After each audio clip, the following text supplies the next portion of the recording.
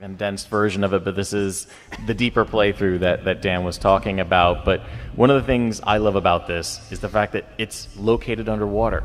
So Shadow of the Tomb Raider has full 360-degree movement. In Rise of the Tomb Raider, you kind of paddled around the surface, and fans said, bring back swimming. We want to go underwater. That's a hallmark of the franchise. And we said, all right, be careful what you wish for, because we're going to give you underwater survival. You've got moray eels, you've got piranhas, you have to manage your oxygen. It's all very fast-paced. It's not meant to be a clunky, slow exploration.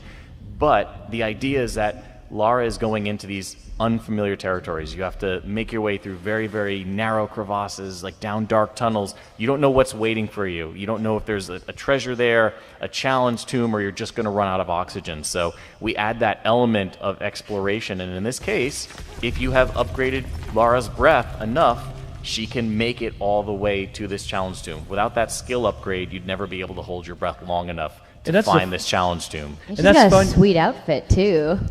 That's funny enough, because for the underwater thing is that because people were not used to do that when they start playing Shadow of the Tomb Raider, so they went underwater and there were signs of challenge tomb, but they were all turning back because they were afraid of missing, some oxygen. So it was a very interesting dynamic, and seeing that was for us was like, yes, we got it. People are afraid. Also, we can't talk about a shadow without the lighting aspect. And for us, building Shadow of the Tomb Raider, we said, okay, we need to invest in our lighting technology. So we pushed a lot to make sure that we can bring the most immersive environment as possible. So you can see how lighting is something that talks through the screen, and also underwater, there's everything is handcrafted to make sure that we have a very, very immersive environment. Yeah, and Andrea, you mentioned the outfit, that you like that. One of the things that is really actually quite important about this is that it is showing the culture of Paititi accepting Lara. Because at first, much like the jungle, Paititi is pushing back against Lara. They don't recognize her as someone coming to try and help. They recognize her as a threat from the outside world. And eventually, through her actions and through her friendships with people and interacting with them in a meaningful, positive way, they begin to trust her and welcome her into the culture and give her, the garb that sort of allows her to move freely throughout there. And I think that's sort of like an example of how we treat the world in general. Paititi eventually will accept you if you're doing the right things and it recognizes you're trying to help. The jungle, when you first start, is a very dark and foreboding place. And then as you progress and as Lara becomes one with the jungle, as we say, it actually opens up. It becomes lighter because it is a symbol of the world saying, all right, Lara is fitting into it. It is becoming one with the jungle. Of course, that gives you a lot of great combat advantages, but it's also a measure of that respect that the world is kind of giving Lara. And from a narrative standpoint, also, what's important about Paititi is that it's also a pivotal point for her as she's growing into her role. And this is a pivotal point.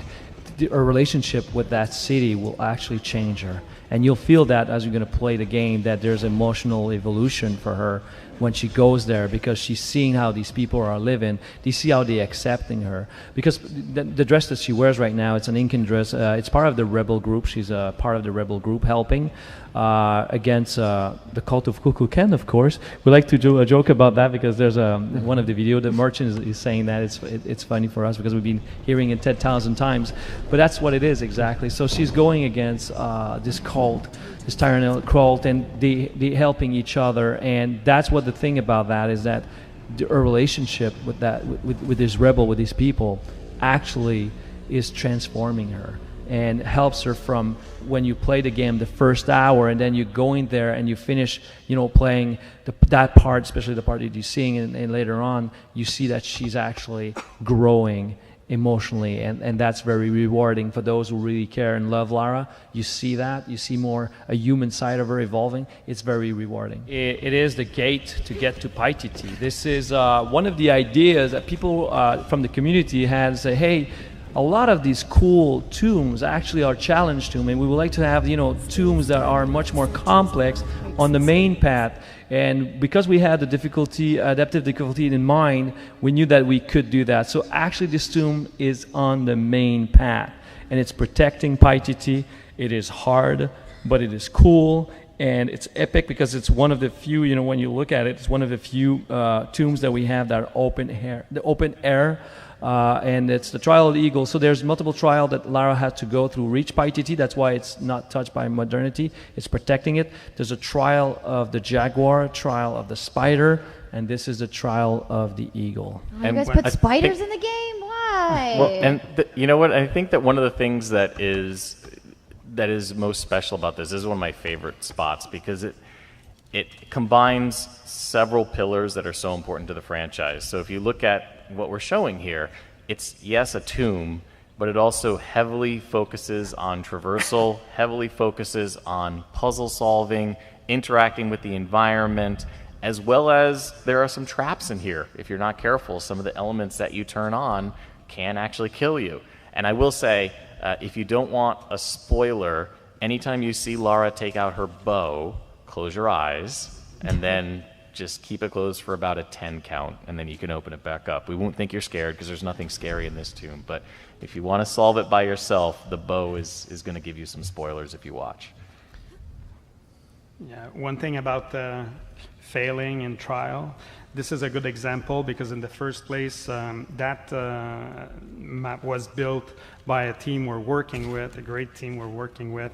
And at some point, we were trying to get a very good puzzle. We couldn't do it, so how many times we throw that in the garbage, redo it, and at one point we said, okay, let's bring one of the challenge to put it on one of the puzzle and put it right on the path, and it became one benchmark for all of the other puzzle we made for the game.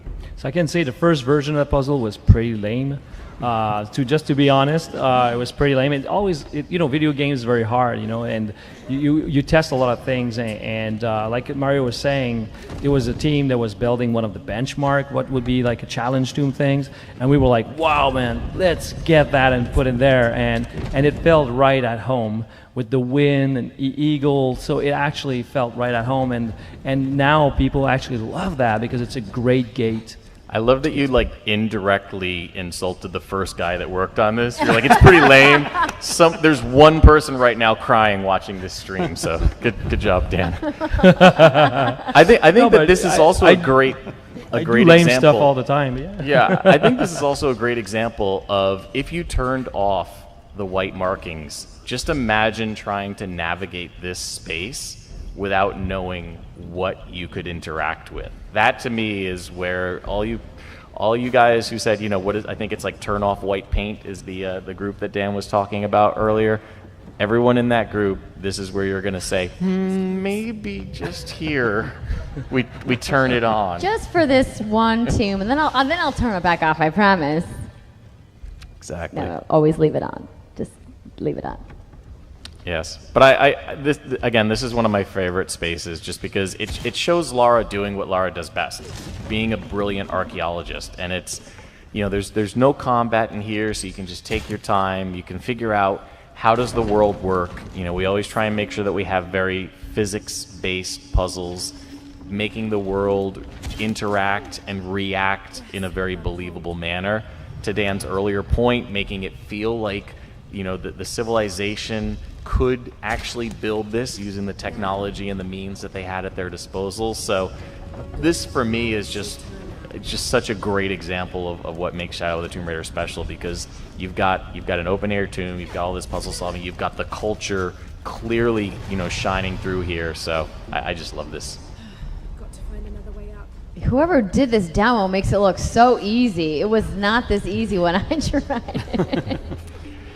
Do you know, believe it or not, when we are making these captures, so I will say a little insider info for you guys because you were kind enough to join the panel, we probably go through about 20 to 25 captures before we will actually put it up on screen, because we will sit there and to do a run through like this where you don't mess up, like, oh, that was so perfect, except Laura's leg just clipped through that rock right there. Sorry. Go back and re-record this 20-minute segment. Oh, no. And then we make somebody else cry. That's how I make people cry. Dan makes them cry by saying, your work was crap. But most of the things I say is crap. It's because I directed it too. You know, it's like the tune before this one, I directed it, and it was crap. But that was you in the mirror talking to yourself. Yeah. Your work is crap. You make that puzzle not lame. No, the real challenge to build puzzle like. What is that?